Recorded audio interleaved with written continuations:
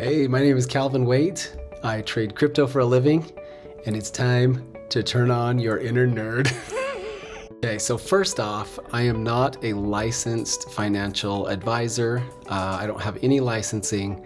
So this channel has to be taken as watching Calvin trade, his ideas, how things work. So one other thing, this channel is not affiliated with Humble or Blocks or anything else. This is my personal project, and I think there are people that will benefit from it, so that's why I'm doing it. Okay, I have a major announcement. So I'm gonna do videos at least once a week that is for free. I'm gonna explain where we are in the market, where we're headed, what I think is happening, and just do some normal interactions with the market. But I am working on a subscription video channel, and I am opening up my playbook. So you're going to see my live trades. You'll be able to either rejoice with me or be mad at me for winning, or laugh at me, or or deal with the disappointment when things go wrong. And I will show you how a professional trader actually deals with all the emotions in the market. And I'm doing it with my money, live trading. It's going to be awesome. So if you are curious, or if you're interested in seeing somebody actually do trade setups and what I'm doing, this will be interesting. So stay tuned. Good morning, everybody. Oh man, I cannot tell you. Yesterday, I tweeted out at the very end of day that our close was the highest close we've had since the bottom. So if you're not following me on Twitter, you probably should. It's just at Calvin Waite, pretty straightforward. But little alerts or midday things, I like to tweet out stuff. So you might want to do that. But this close essentially kept us intact. So this line, when we have a line that is formed, and it becomes important because we validated it several days in a row. This close here had the potential of invalidating it, but from a technical standpoint, if you pop down and come back up, it remains support. So this line is still in play, our upward trend is still in play, and it all happened from yesterday's candle. If we had gone sideways, if we'd have had a slight day up, it would have broken through here, and I would have been a lot more concerned that we would have dropped back to the 50-day. But because of our close popping us back up, this line remains support. We haven't broken it, and now the next challenge will be our 100 that's coming down. So I've said all along that we'll probably play in this playground between the 100 and the 50, but there are a couple of things that we have to think about. Number one, this 200 is becoming more and more emotional. Yesterday's support off of the 200 week kind of helped solidify that. So if you think about it from, if you step back from the charts and you just look at macro emotional sentiment across the board, a lot of people talked about the best buying opportunity being below the 200 week. And they talked about it for a long time. And now we've been above it for long enough that people are like, oh, the next time we drop below the 200 week, I'm gonna totally buy. There's gonna be so much buy support on this line that our playground is no longer the 50 and the 100, but it is the 100 and the 200 week moving average. We're absolutely gonna be playing in this pen for a while. So in the next 2 weeks, when our 50 crosses above the 200 week, then we'll start, then we'll kind of see how things play out. Then if we've popped up a bit, we might drop back and find support there. But I kind of feel like we're still in the upswing, and our move is still young. This double top that we broke out of yesterday, there means that there's some energy here. So we had a couple of days. I almost never go to the 5 minute, but I kind of want to, just to show you guys. Just this morning we hit up high and then got really volatile, and we've been popping down. I think we're going to be finding support off of this 200 period moving average on the 5-minute bar. We'll go sideways a little bit, but I'm almost positive by the end of the day we will probably close closer to our high, because that's just how these things work. Okay, so now Ethereum is a different story. Ethereum looks unbelievably strong. So I can't tell you how important it is that we've crossed this line. Even going sideways through this line is strong, because it means that our downward pressure has been minimized, and we're selling the market on the idea that things are waking up. One thing that's super important to think about with Ethereum is that our all-time high ever was like 48.25 or 48.50, somewhere in here. Like, this is our all-time high. And so if we are, bear market, this fourth year of the cycle where we have a sustained long downturn, dropping down to here represented about an 80 or 85% drop from the top on Ethereum.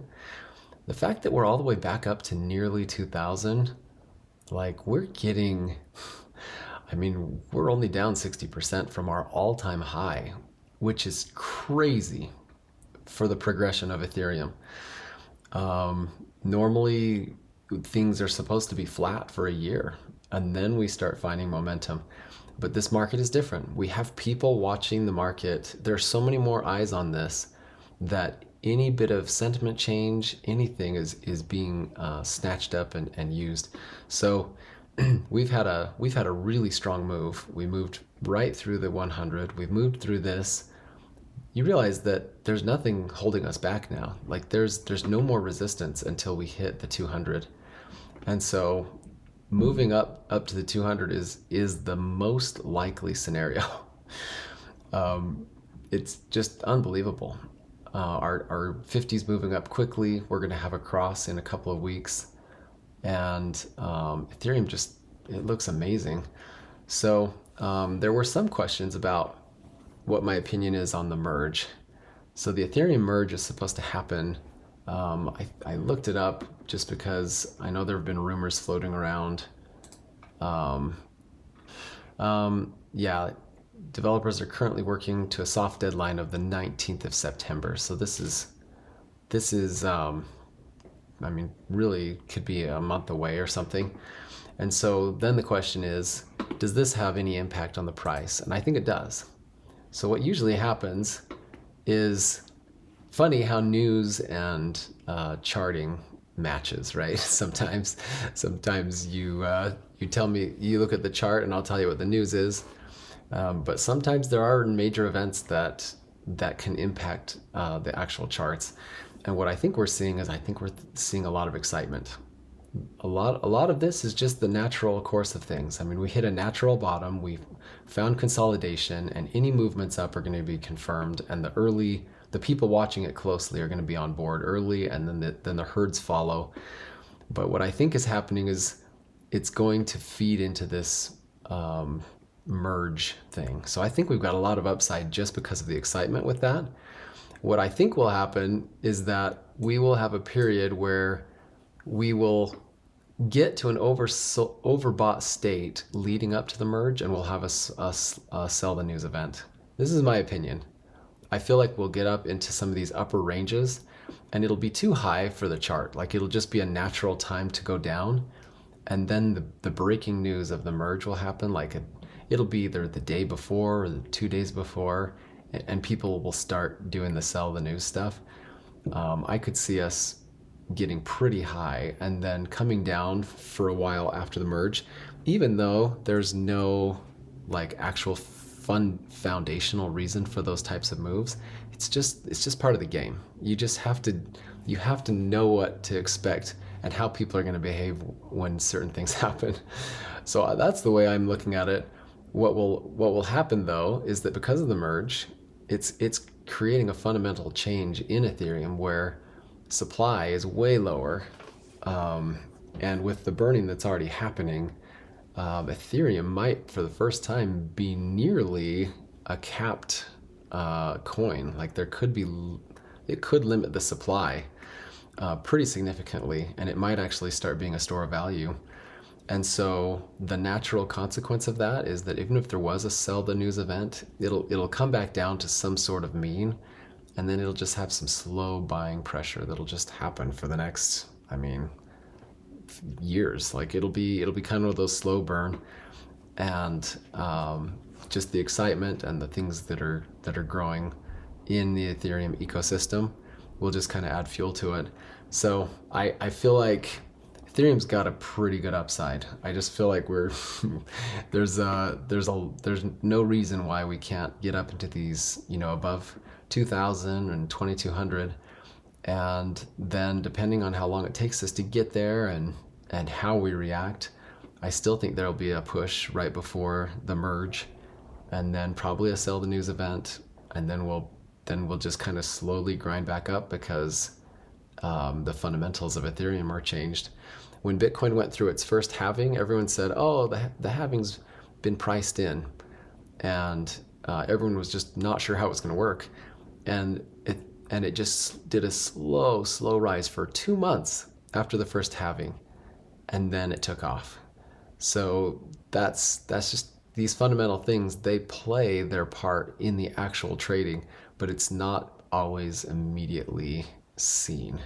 So the rest is all emotion, which is the fun of this whole thing. I mean, that's why we trade, to deal with the game. It's totally fun. Last little thing I wanted to talk about is the progression of all of the altcoins, because this is where we're kind of looking for trade opportunities. So this Unify is the only coin in the green zone, and it's having a monster day today. Just to remind you all, you find bottoms in the red zone and you find tops in the green zone. So we are looking for as many coins as we can that are in the green zone that eventually fall out. So we'll be watching some of these to see if anything gets overbought to the point where it's just silly, and we'll be looking for shorting opportunities. Our pool of coins in between the 50 and the 100 coins that just exited the red zone, they're getting thinner. So at the end of day, I've been moving these coins down into the above 100 section. So coins that are starting to break out above the 100, and we're down to only a handful that are still in this young early progression. So this is sort of where the opportunities lie right now. But look how many are in the above 100. It just goes on and on. But there are coins that are in the above the 200. So these ones will be entering the green zone first. And I have 5, so I guess I'm a little off my screen a bit. But anyway, Ethereum Classic is one to watch. Usually, it's just, I don't know, it's part of the pattern of human nature, but usually these pushes happen in threes. So we had a strong push here, that's 1. Another strong push here, that's 2. This is usually the final. So I'm watching this very closely. We're not in the red zone yet, or green zone, because we need our 100 above the 200. And then of course we need our golden cross in place. So we're probably a month away from that. But when something goes from $13 to 43, like this is the kind of coin that we watch. This is the kind of coin that I just salivate over. Lots of hype, lots of excitement, but these usually happen in groups of 3. There's a guy that so Elliott wave theory is part of this philosophy, but it's just a guy that just kind of noticed that there were these pushes. When we go up, we have this flow, a break, a flow, a break, and a final flow. And then we have a long down, a break, and then another down. And if we're bullish, then it does a long up, and then the cycle repeats. It just kind of repeats through that. But there's just something about human nature that that we do these things in groups. So we've had 2 strong pushes, and if we get a pretty good long move, I will be watching this very, very closely. If we have a couple of these, double-digit gainer days, what I'll do is I'll go to the 5-minute chart and look for changes in our strength. So you can see how this was pretty manufactured, but still, this can play around and find new momentum. But watching for trends in the 5-minute can kind of tell you which direction we're headed. So could be good. I'll report back on this one, but this could happen fairly soon, since if we get a couple of days that are like this and we get up into 65, 70 range, it could be pretty ripe. But there are a few others that we're watching closely. Uniswap is one. Synthetics is another that's above the 200. And ENS and Qtum. So these guys are progressing really well. Qtum's the first one that's had a golden cross, and we'll just kind of keep watching. But we want to see these that really get overdone. Like this one's only, this is a double from here to here. Uniswap, we were at $3, we're at $9. So this is a triple from the bottom. So this is looking good, but it's also fallen a ton. So it might take a little more before this one gets overbought. But yeah, so Ethereum Classic looks delicious. It's getting right to the tops of its resistance all the way up through here, and we've done it way too fast. So this baby's it's gonna have a period of recovery for sure. We just have to be patient and keep our finger on the trigger for that. And then our only coin in the green zone, this one here. So I don't even know what this is. I don't follow Unify, but just coins that get a little too high, where we bottomed at $1 and we're at 11. like this day was now that I'm kind of watching these, I've told you guys, and I've told you this quite a few times, if you ever see a coin that does more than 100% in a single day, it is time to bail. You get out of that so fast. And here's a coin that did a 400% day. Yeah, you sell the crap out of this at you do not stay in a coin like this. So anyway, yeah, I can't wait for my subscription channel, because I'll share stuff like this, and we'll see if we can make some money. Anyway, you guys have an awesome day. We'll catch you tomorrow. Thanks for making it to the end of my video. So just remember, keep your trade small, be patient, wait for the trade to come to you. Don't get caught up in all of the hype. You guys are gonna kill it.